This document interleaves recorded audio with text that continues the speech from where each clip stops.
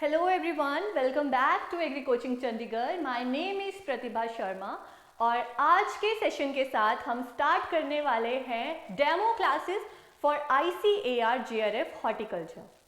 सबसे पहले जानेंगे ICAR JRF क्या होता है, ठीक है। It's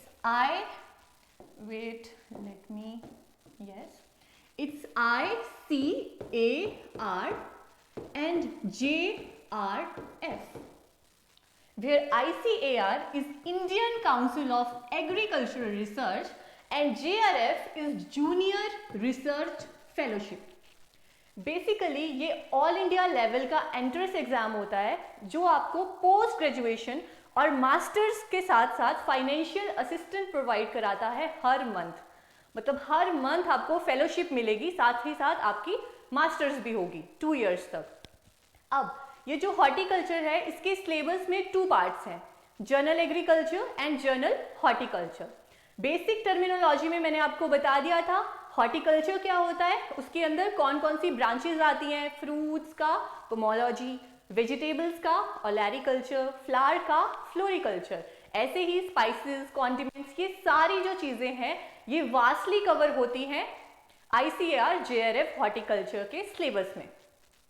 अब पहले की बात देखें, पहले के आपने पेपर देखे होंगे, सिर्फ फैक्ट पढ़ के ही थोड़ा बहुत काम चल जाता था।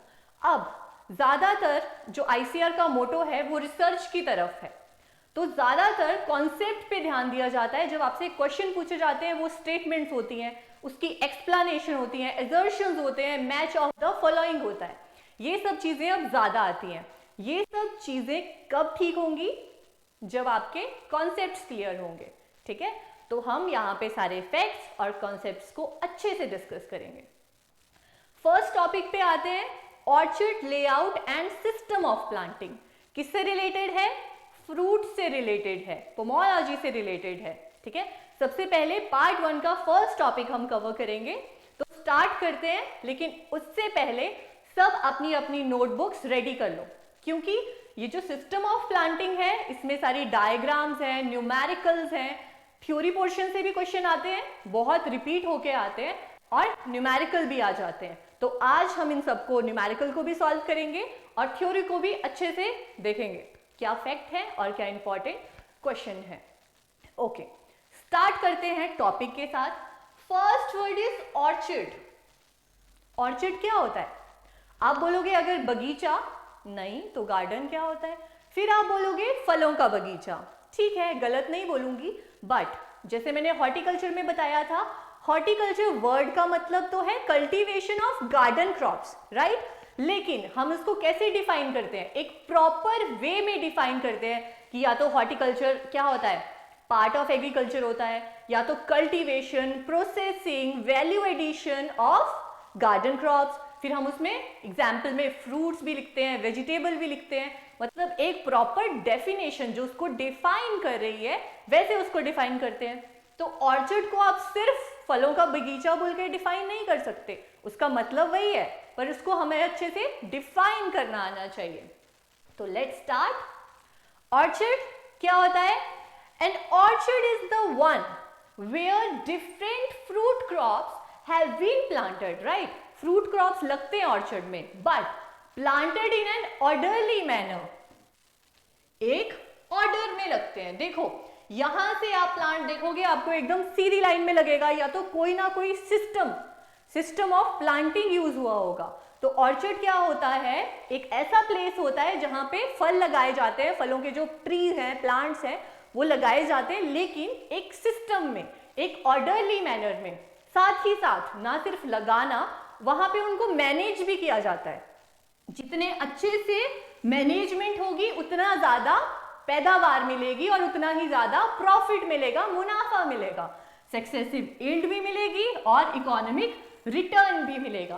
तो समझ आ गया, orchard is a place where different fruit crops have been planted, ठीक है, in an orderly manner, right. ये आपको ध्यान में रखना है। और फिर उसको मैनेज भी किया जाता है यील्ड के लिए, ठीक है, मोर यील्ड के लिए एंड इकोनॉमिक रिटर्न के लिए।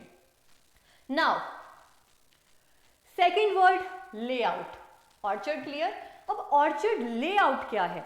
लेआउट यू ऑल नो, पर अगर आपको डेफिनेशन पूछें कि व्हाट इज लेआउट, तो आपको ये आना चाहिए। लेआउट क्या होता है? जो arrangement of plants in an orchard is known as orchard layout.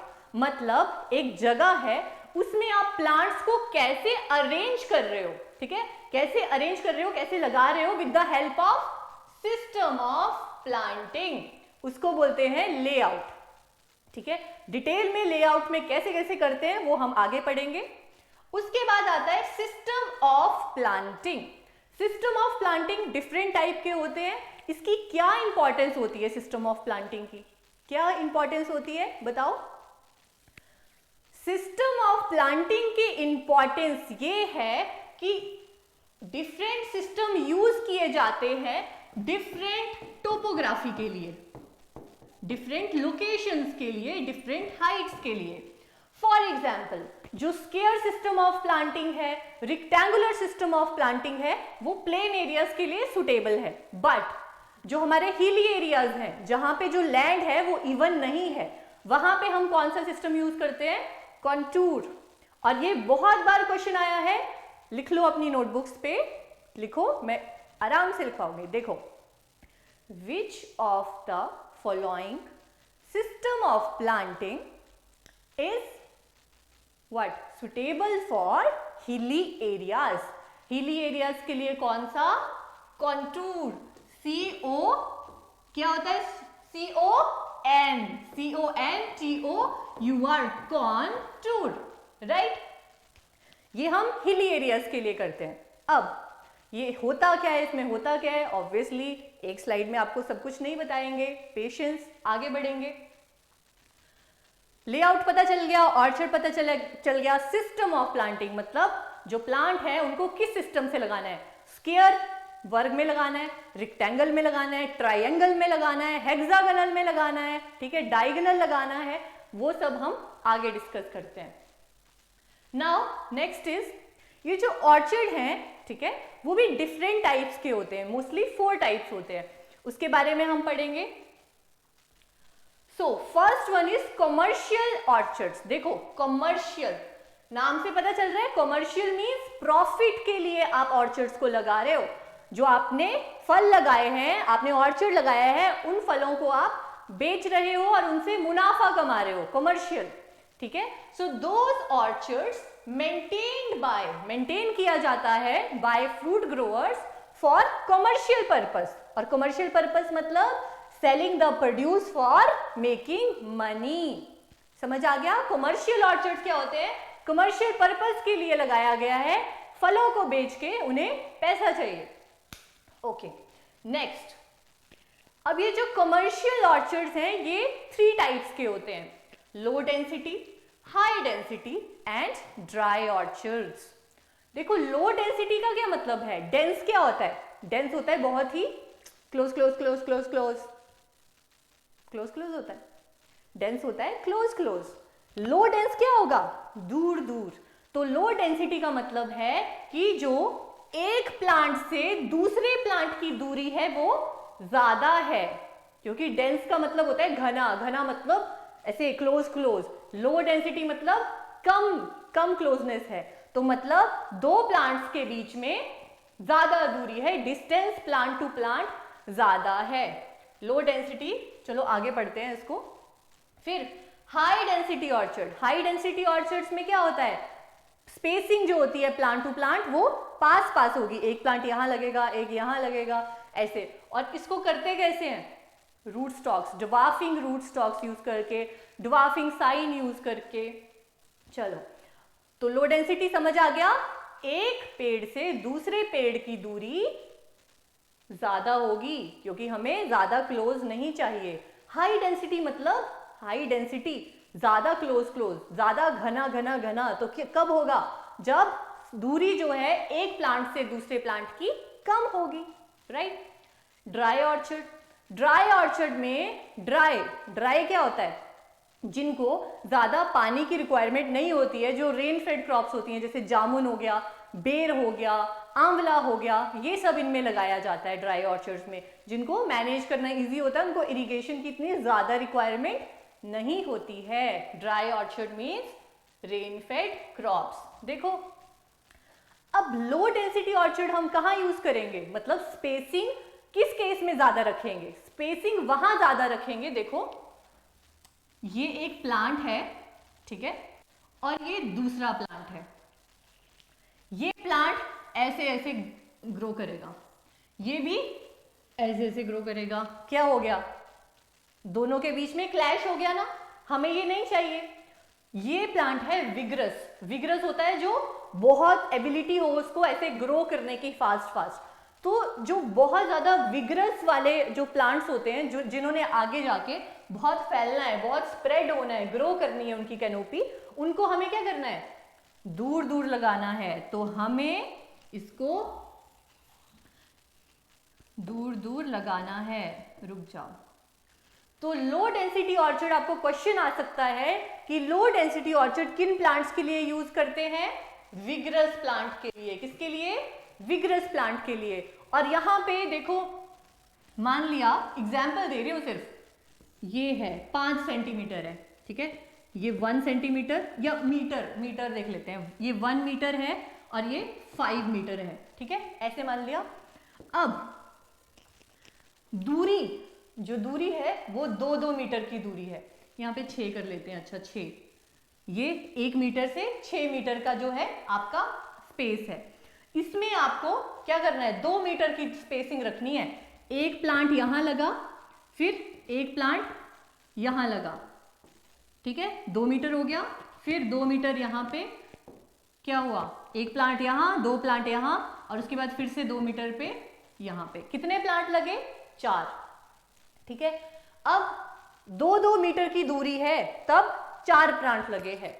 अब सेम है, ये 6 है, 6,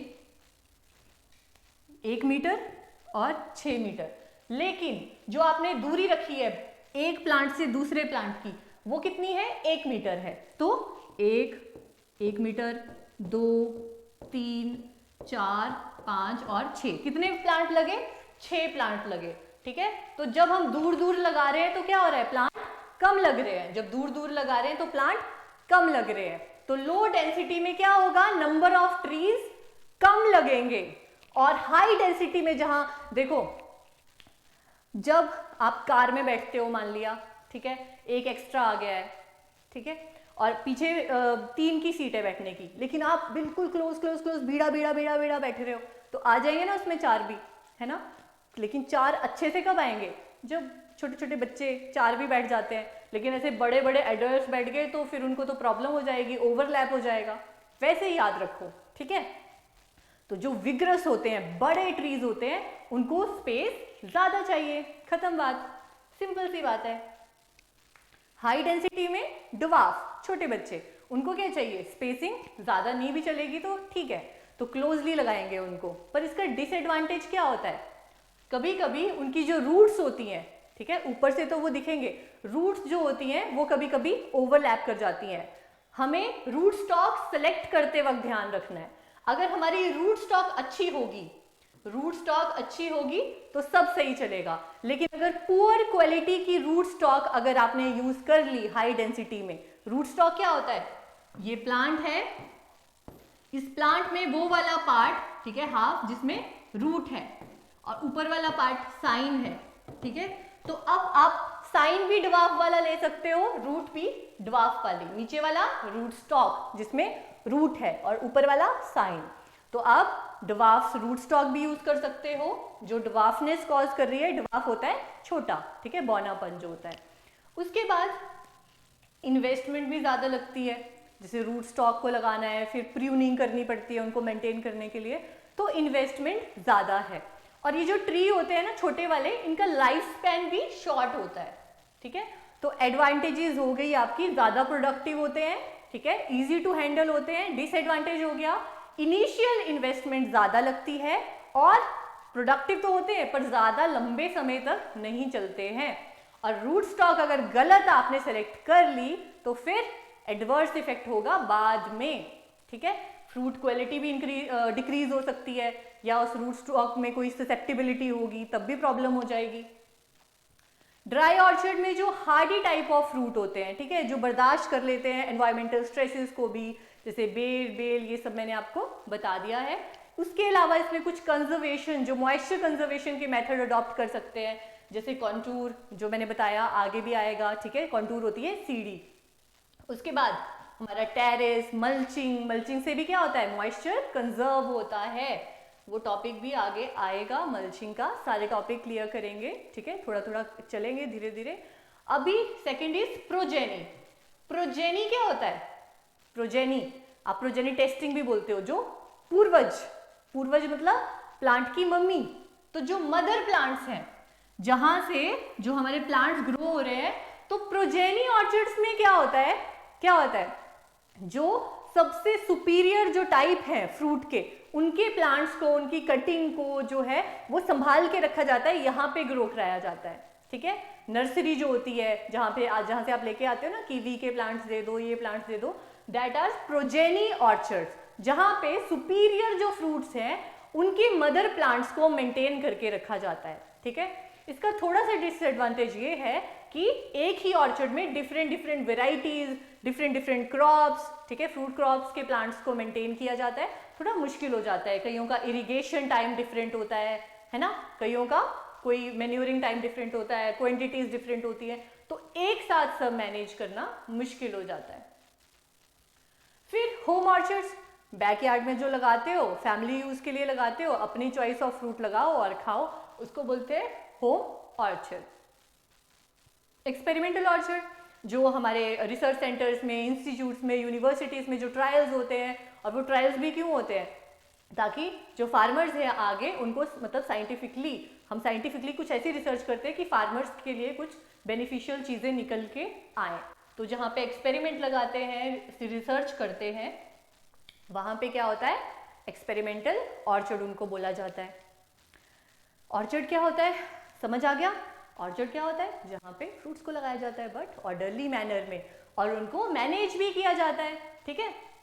कितने टाइप ऑफ होते हैं पता चल गया, 4 types, commercial, progeny, home and experimental.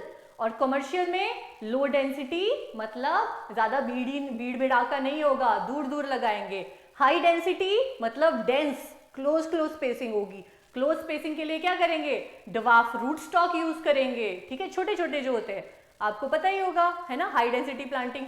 Dry orchard, जहां पे हार्डी प्लांट्स को लगाया जाता है, जिनको ज्यादा रेन फेड जो होते हैं, जिनको ज्यादा इरिगेशन की जरूरत नहीं होती है, राइट। प्रोजेनी, मदर प्लांट्स को ग्रो किया जाता है वहां पे डिजायरेबल फ्रूट क्रॉप्स का, ठीक है। होम, रेजिडेंशियल एरिया में, घर के लिए। एक्सपेरिमेंटल, जहां पे एक्सपेरिमेंट हो रहा है, ओके।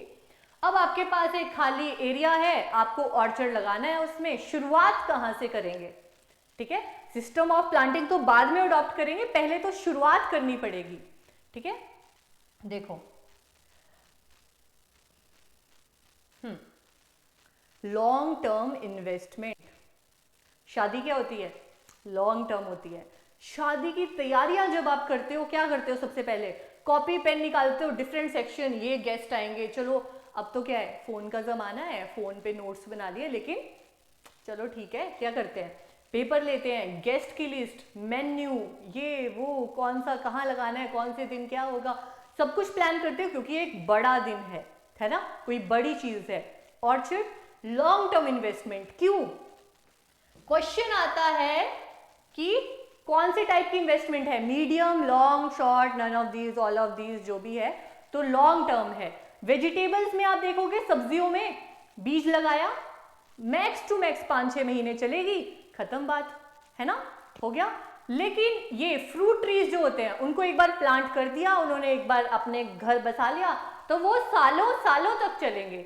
तो अगर स्टार्टिंग में गड़बड़ कर दी, तो उसके बाद में क्या होगा, मुश्किल हो जाएगा मेंटेन करना। लॉन्ग टर्म इन्वेस्टमेंट है, काफी सालों तक चलती है।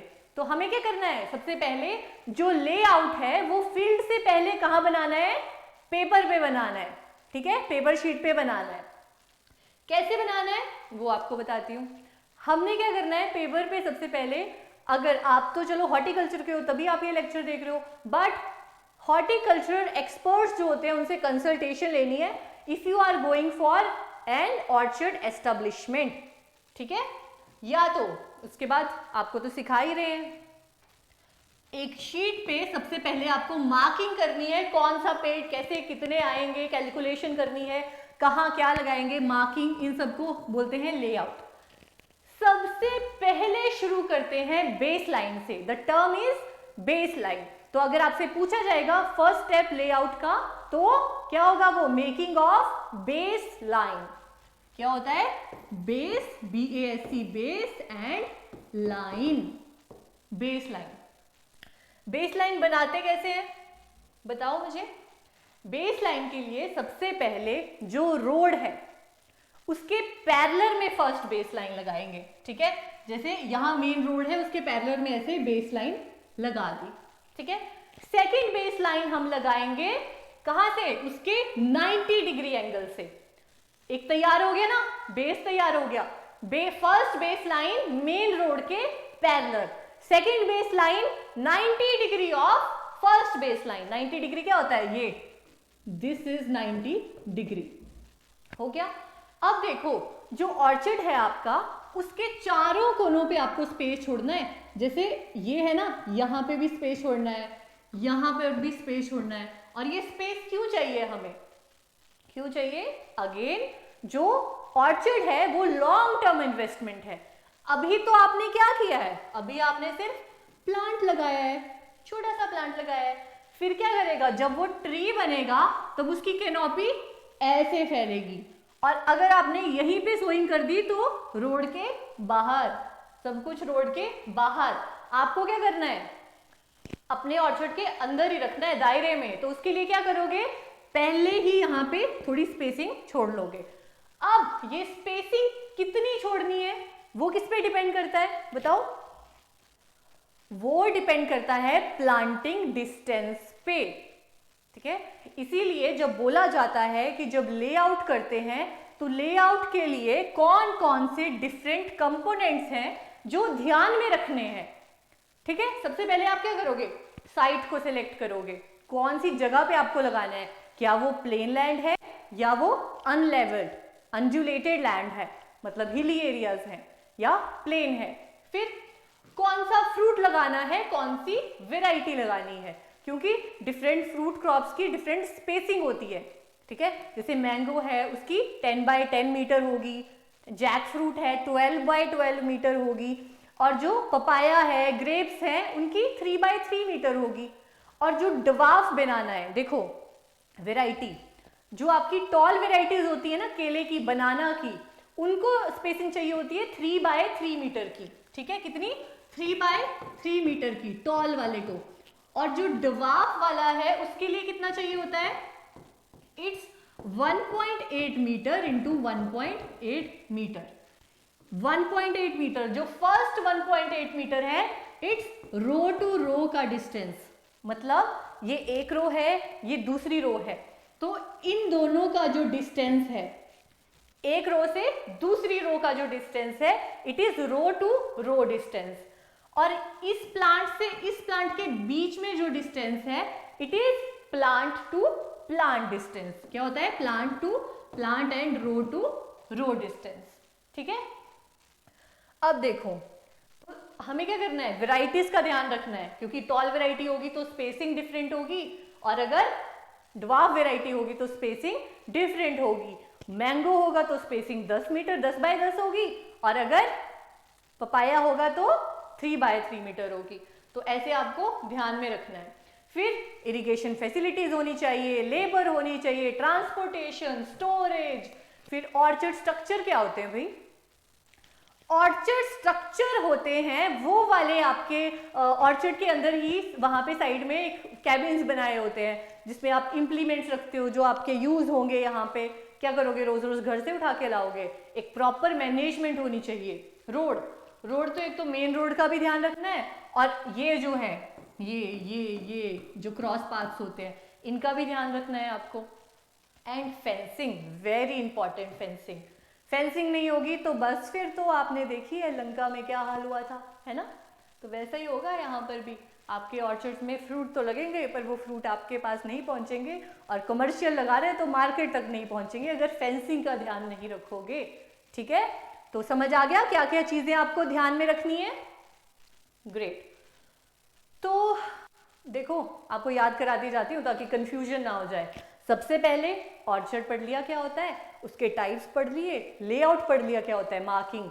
फिर लेआउट में मैंने बताया कि लेआउट में क्या करते हैं, एक शीट लेते हैं, उसके बाद पहले शीट पे बनाते हैं, फिर उसको इम्प्लीमेंट करते हैं, ठीक है। फिर मैंने बताया लेआउट बनाते वक्त आपको कौन कौन सी चीजें ध्यान रखनी है, भाई साइट ध्यान में रखनी है, वैरायटी, फ्रूट, ये वो सो सब बता दिया, ठीक है।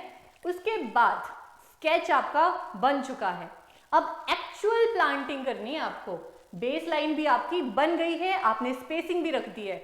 अब क्या है, जो आपकी स्पेसिंग है ना, ये वाली कितनी रखनी है वहां से, वो डिपेंड करता है, मैंने बोला प्लांटिंग डिस्टेंस पे। कैसे?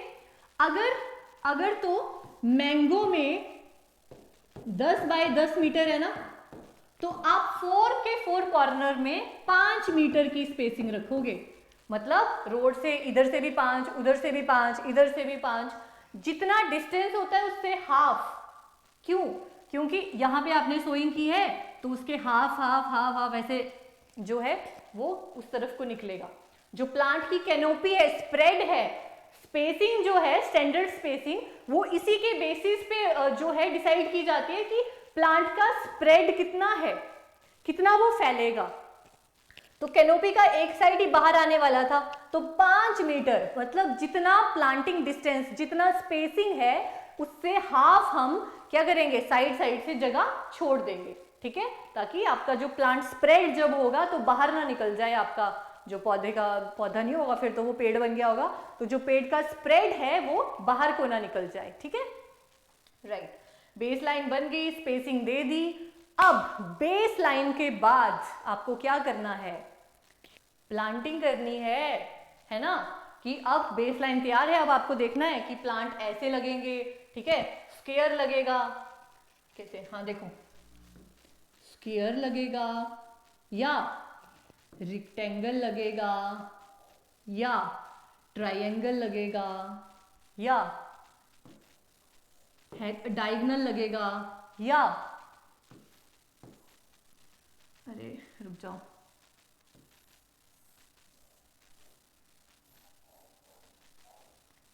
हेक्सागोनल 6, ठीक है। अब बारी बारी से बताते हैं, यहाँ पे आपको दिखा नहीं ना, अरे कोई बात नहीं, आगे बारी बारी में बताते हैं, मुझे ब्लैक करना चाहिए था, पर सबको पता है स्क्वायर, वर्ग, आयताकार, रेक्टेंगल, त्रिभुजा, ट्राइंगल, ट्राई मीन्स तीन भुजाएं होंगी। उसके बाद डायगोनल, डायगोनल होता है ऐसे टेढ़ा, ये है डायगोनल, जैसे इसका डायगोनल ये है, इसका डायगोनल ये है, ऐसे, ठीक है। तो डायगोनल है, डायगोनल को ही क्विंकंस बोलते हैं। उसके बाद हेक्सागोनल, हेक्सागोनल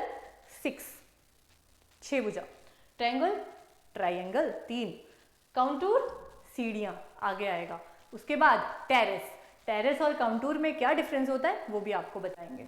चलो अब आप लिखोगे, क्या लिखोगे, आगे जो आएगा वो लिखोगे। देखो ब्रॉड सेंस में देखें तो 2 टाइप्स हैं सिस्टम ऑफ प्लांटिंग के, लिखो। First one is vertical row planting pattern. Vertical क्या होता है, मुझे इसके लिए ब्लैक करनी पड़ेगी अपनी ब्लैक एंड येलो जिंदगी में से। देखो vertical, this is horizontal, this is vertical. Vertical row का मतलब है एक रो ये है, दूसरी रो ये है, क्या है, ऐसे है वर्टिकल, ऐसे तो नहीं है ना, रो ऐसे है, वर्टिकल रो, इसमें भी रो वर्टिकल है। तो आज से अगर क्वेश्चन पूछा जाएगा which of the following system of planting comes under vertical row planting pattern, answer क्या होगा आपका, आंसर होगा जो भी इनमें से आया होगा, ठीक है। तो वर्टिकल रो लिखो और उसमें लिखो square and rectangle, running hand में लिखना, ताकि आपको जितना टाइम बचाओगे, जितना समझने की कोशिश करोगे फिर लिखोगे, उतना ज्यादा बेनिफिशियल है आपके लिए। First one is square system, जो कि वर्टिकल रो पैटर्न में आता है। क्या होता है इसमें, दिस, देखो स्क्वायर क्या होता है, जिसकी चारों साइड इक्वल होंगी, है ना, ये देखो, ये भी 3 मीटर, ये भी 3 मीटर, ये भी 3 मीटर, ये भी 3 मीटर। अब ये जो इतनी सारी ग्रंथ लिखी है ये एक ही चीज है, आप समझो, इधर समझो। फर्स्ट लाइन लिखी है कि प्लांट, एक प्लांट और दूसरे प्लांट का जो डिस्टेंस है वो, और एक रो और दूसरी रो का जो डिस्टेंस है, एक रो दूसरी रो का डिस्टेंस सेम है, 3 और 3, मतलब plant to plant distance and row to row distance same. Question आ सकता है कि कौन सा जो सिस्टम ऑफ प्लांटिंग है उसमें plant to plant and row to row distance same होता है, कौन सा होता है?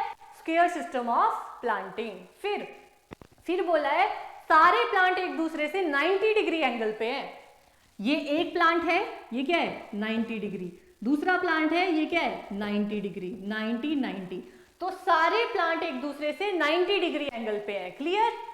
अब जो ये स्क्वायर बना है ना, इसके कॉर्नर्स पे, हर एक कॉर्नर पे प्लांट लगा है। ये प्लांट है, ये प्लांट है, ये है और ये है। इतनी सी बात है। तो पहले क्या है? Plant to plant, row to row distance same है। सेकंड क्या है? सारे प्लांट एक दूसरे से राइट एंगल पे है। एंड थर्ड इज कि जो स्क्वायर है उसके कॉर्नर्स पे प्लांट लगे हैं, या प्लांट जो है वो मिलके 4 प्लांट स्क्वायर बना रहे हैं। ऐसा सिस्टम जहां पे जो पौधे हैं उनको लगाया जाता है स्क्वायर सिस्टम में, वर्गाकार में। ठीक है? अब ये सिस्टम जो है सबसे इजी है लेआउट करने के लिए। चुपचाप से स्क्वायर बना दिया, ठीक है, ऐसे ऐसे लगा दिया, कोई स्पेसिंग का चक्कर नहीं, दोनों में सेम। तो क्या होता है? इजी होता है। तो इंटरकल्चर ऑपरेशंस भी इजी हो जाते हैं, यहां से भी जा सकते हैं, यहां से भी। 2 डायरेक्शनल क्वेश्चन आता है कि क्या है? 2 डायरेक्शन से आप इंटरकल्चरल ऑपरेशंस को परफॉर्म कर सकते हो, रेक्टेंगल में भी और स्क्वायर में भी। ठीक है, ये सबसे ज्यादा इजी है, लेकिन इसमें प्लांट्स कंपैरेटिवली बाकी सबसे कम लगते हैं। ठीक है, ये इसका डिसएडवांटेज हो सकता है कि ट्री थोड़े कम लगते हैं बाकी सिस्टम में, बाकी इजी लेआउट है सबसे ज्यादा इसका। ठीक है, सेम ये देखो, ये क्या बन गया? स्क्वायर बन गया। ठीक है, बात खत्म हो गई।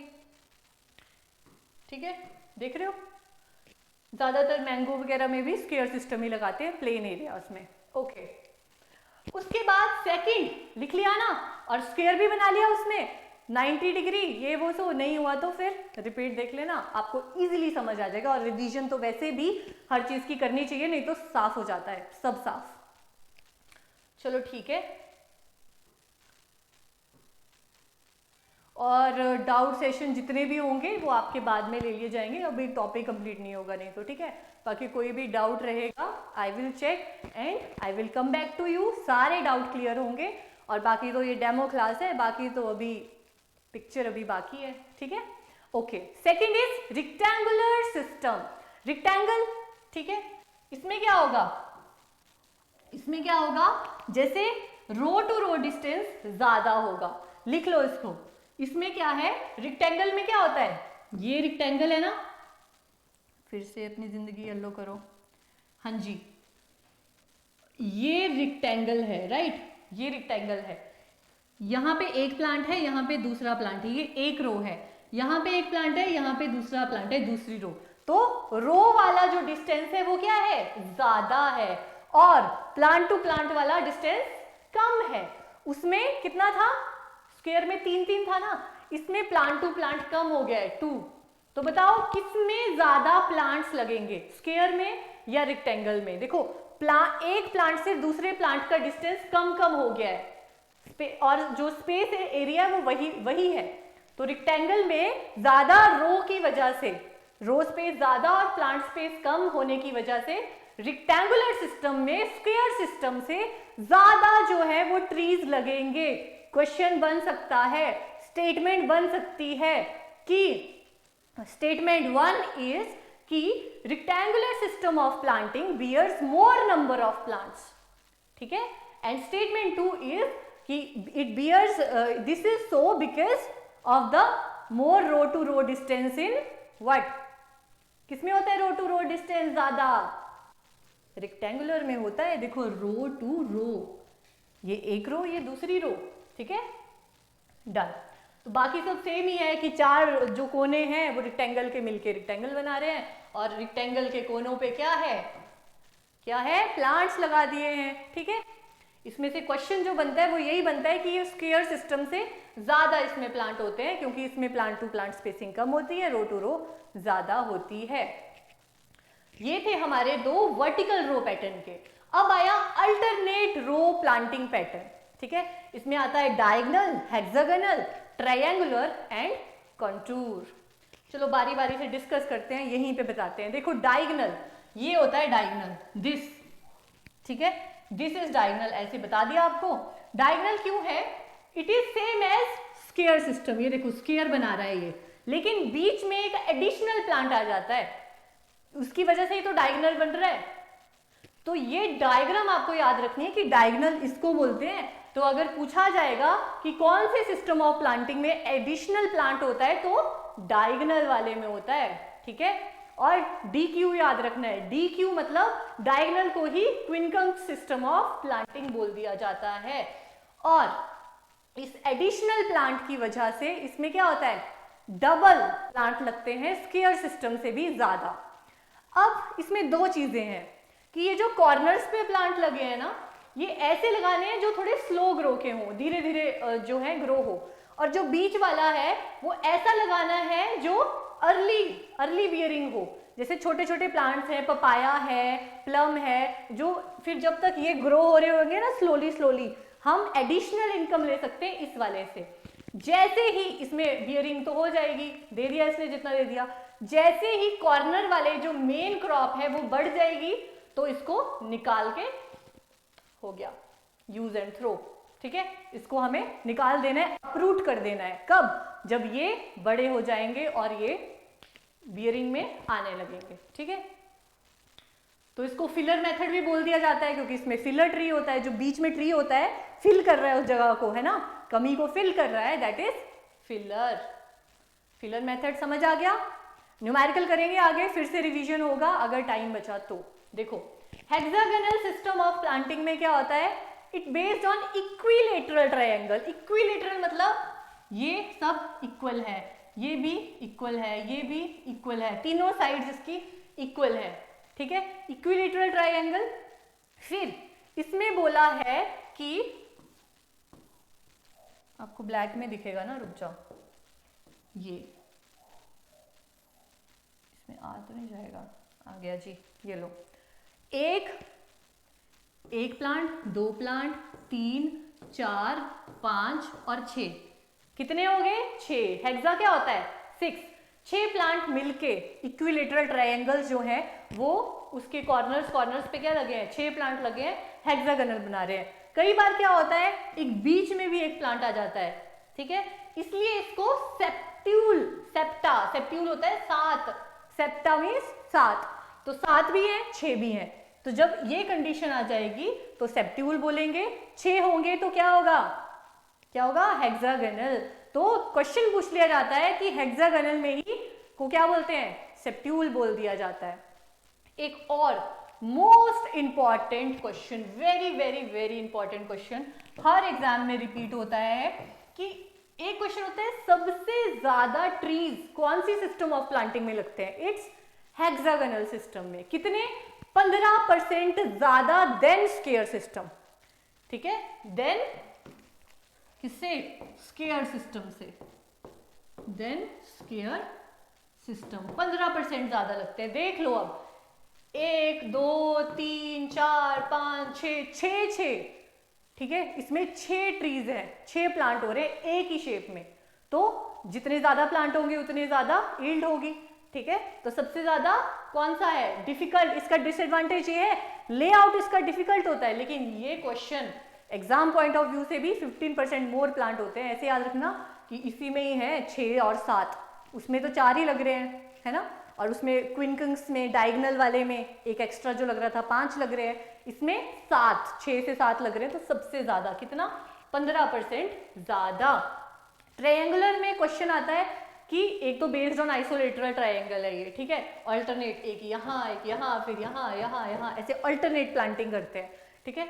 इसमें क्या होता है, हर ट्री जो है ज्यादा एरिया ऑक्यूपाई करेगा। देखो ये ट्री कितना एरिया ऑक्यूपाई कर रहा है, एक ट्री ज्यादा एरिया ऑक्यूपाई करेगा तो क्या होगा? नंबर ऑफ प्लांट्स, जब स्पेसिंग बढ़ जाती है तो नंबर ऑफ प्लांट्स कम हो जाते हैं। तो क्वेश्चन आता है कि कौन से सिस्टम ऑफ प्लांटिंग में सबसे कम ट्रीज होते हैं, तो इट्स ट्राइंगुलर सिस्टम।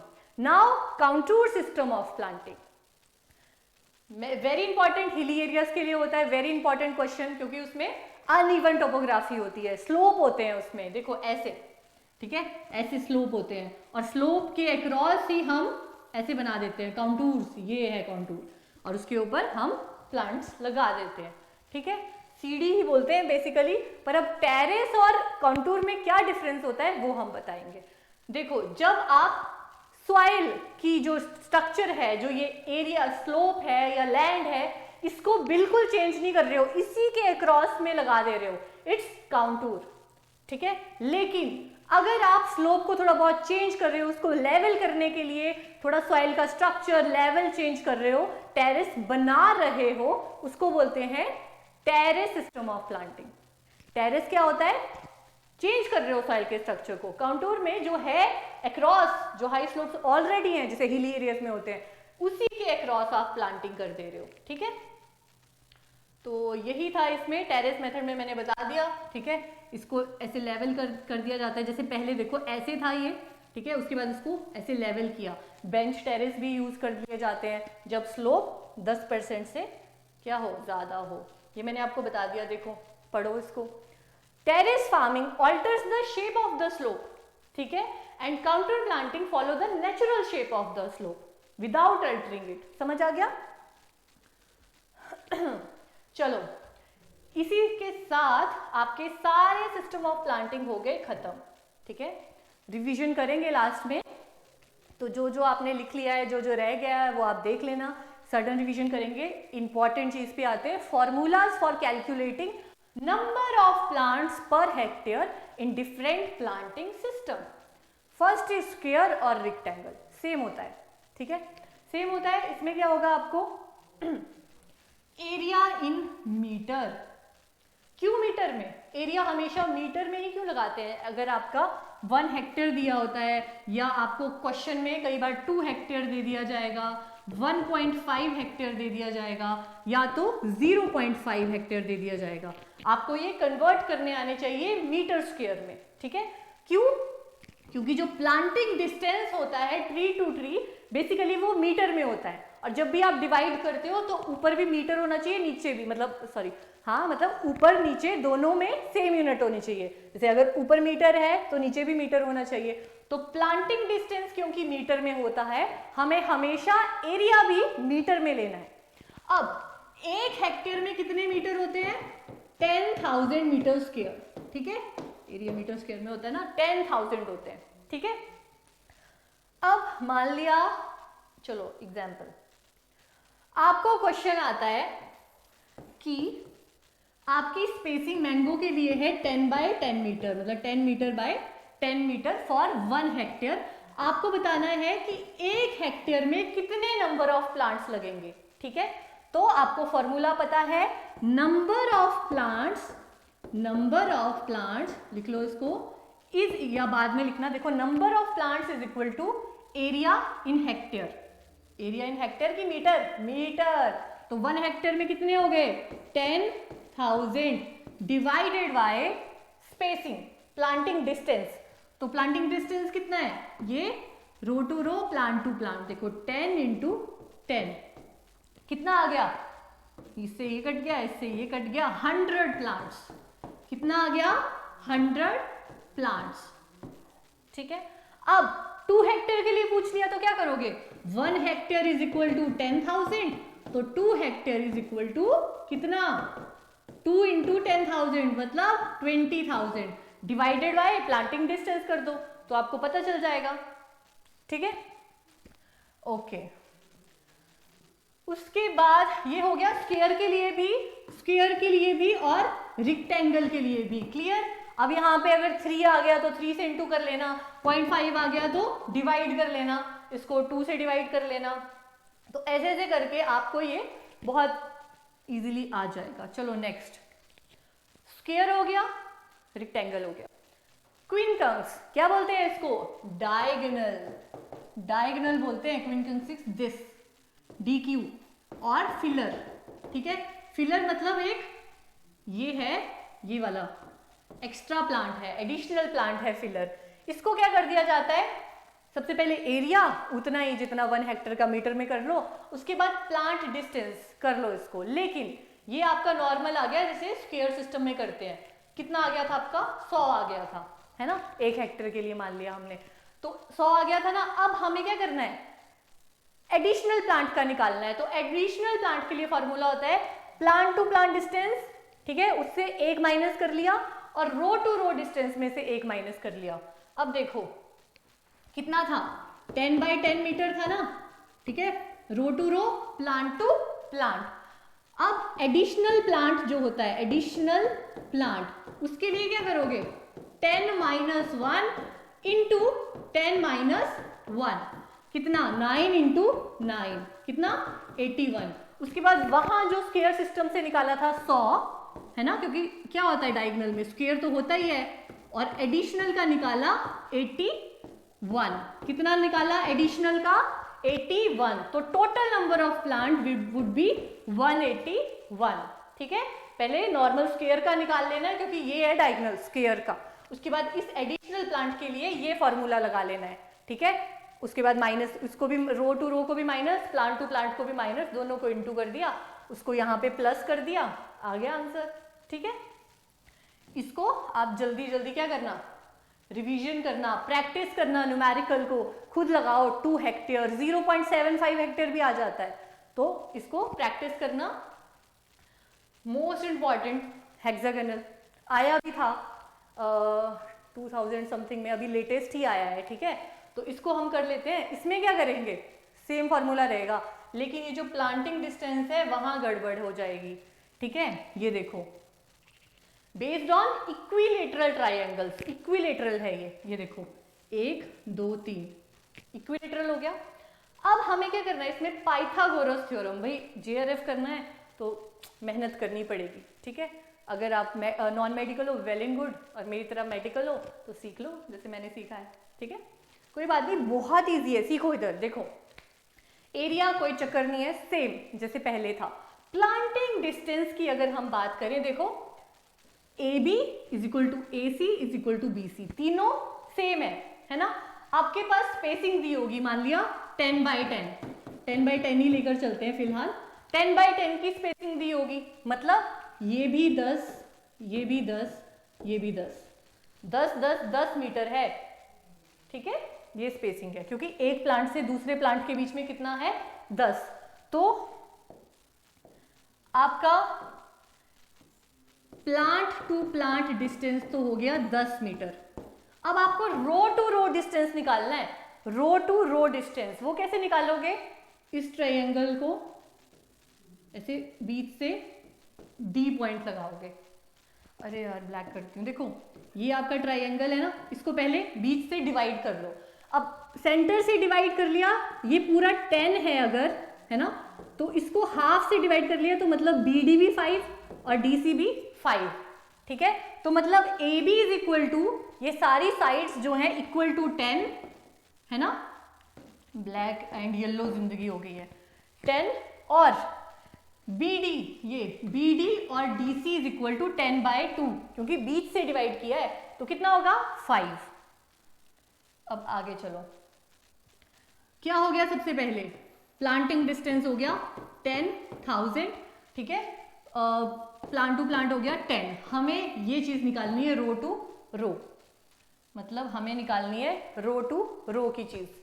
उसके लिए हम पाइथागोरस थ्योरम लगाएंगे। पाइथागोरस थ्योरम लिख लो, क्या होती है, ये जो ऐसे होता है आपका ट्रायंगल, ये वाला, ठीक है, AC और D, AC और D, ये चीज मैंने निकाल दी यहाँ पे। अब ये जो ऐसे डायगोनल वाला है, AC का स्क्वायर वो सबसे बड़ा होता है, और इज इक्वल टू AC का square is equal to DC का स्क्वायर और क्या,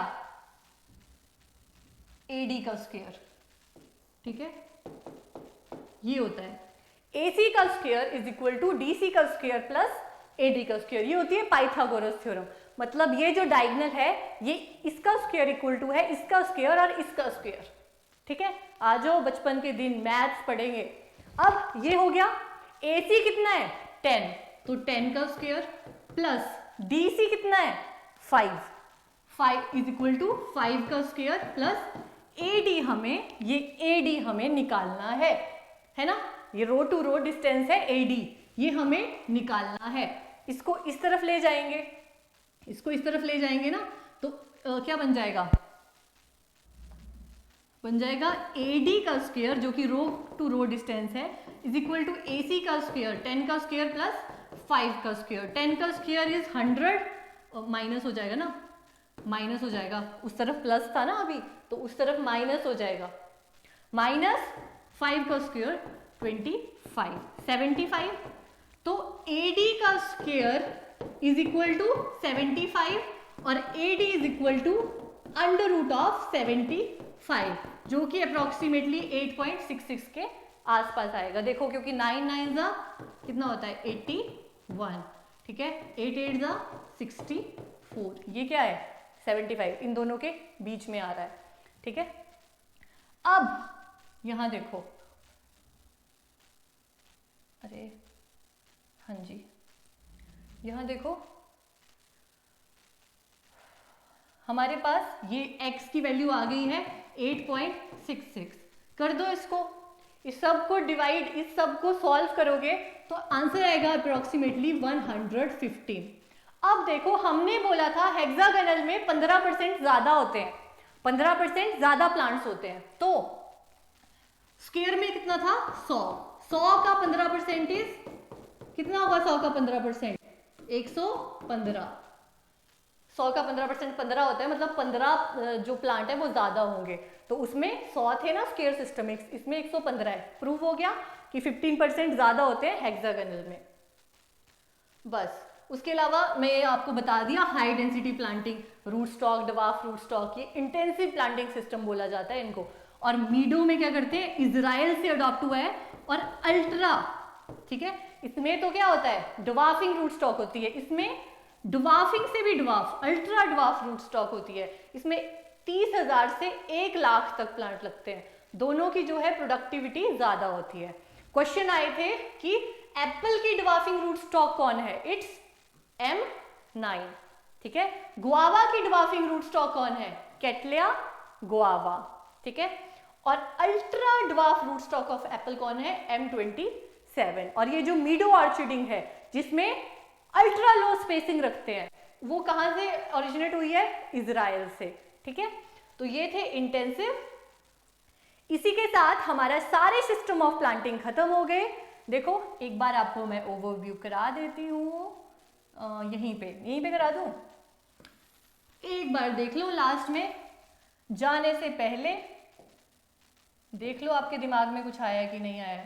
देखो सबसे पहले, अरे हाँ जी, चलो आ जाओ सारे, फास्ट रिवीजन। हमने पढ़ा ऑर्चर्ड क्या होता है, ठीक है, एक ऐसी जगह जहां पे फ्रूट्स को लगाया जाता है ऑर्डरली मैनर में ताकि हमें सक्सेसिव यील्ड मिले, साथ में इकोनॉमिक रिटर्न मिले। फिर हमने टाइप ऑफ ऑर्चर्ड पढ़े, 4 टाइप होते हैं, ये मैंने रिवाइज करा दिया। उसके बाद हमने पढ़ा लेआउट। लेआउट क्या होता है, अरेंजमेंट होती है ट्रीज की, ठीक है, कहाँ पे, ऑर्चर्ड में, ऑर्चर्ड लेआउट हो गया।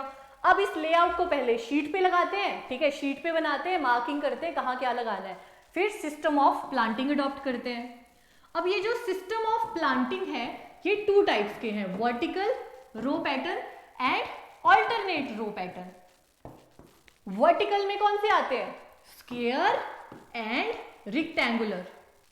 ऑल्टरनेट में कौन, डोंट माइंड माय, समझ गए ना दिमाग में, ठीक है, भावनाओं को समझो, इसको समझो। अल्टरनेट में डायगोनल, हेक्सागोनल, ट्रायंगुलर, ये सारे ऑल्टरनेट, काउंटूर सारे ऑल्टरनेट में आते हैं। क्वेश्चन आपके पास इंपॉर्टेंट, सबसे ज्यादा किस में लगते हैं, हेक्सागोनल में लगते हैं, ठीक है। हेक्सागोनल को और क्या बोलते हैं, सेप्ट्यूल बोलते हैं। क्यों बोलते हैं, 7वां प्लांट भी बीच में लगा होता है कभी कभी, ठीक है। एक क्वेश्चन आता है कि डबल स्क्वायर सिस्टम से 15% ज्यादा हेक्सागोनल में होती है, डबल किस में होती है, डायगोनल वाले में होती है, क्योंकि एक फिलर प्लांट होता है। फिलर मेथड किसको बोलते हैं, डायगोनल को बोलते हैं।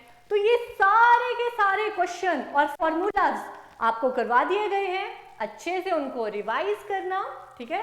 मैं अभी रिवीजन फास्ट ही होता है, ऐसा मैं सोचना मैं फास्ट हो गई, ठीक है, आराम से। ओके, इसी के साथ हमारा टॉपिक हो गया ये खत्म, ठीक है। ऐसे ही बेसिक कॉन्सेप्ट और उससे रिलेटेड जितने भी फैक्ट, कॉन्सेप्ट और फिगर्स हैं वो सारी आप तक पहुंचेंगी, ठीक है। सो स्टे ट्यून्ड और अगले लेक्चर में मिलते हैं। आई होप आपको ये लेक्चर अच्छे से समझ आ गया होगा, और समझ नहीं आया तो रिवीजन करो, बहुत इजी है, बहुत बेसिक है, 3 से 4 क्वेश्चन इससे बन जाते हैं। आई होप कि ये क्वेश्चन आएंगे तो आप करोगे, 100% करोगे। अगले लेक्चर में मिलते हैं, तब तक के लिए थैंक यू, पढ़ते रहो, रिवीजन करते रहो। Thank you so much, thank you everyone.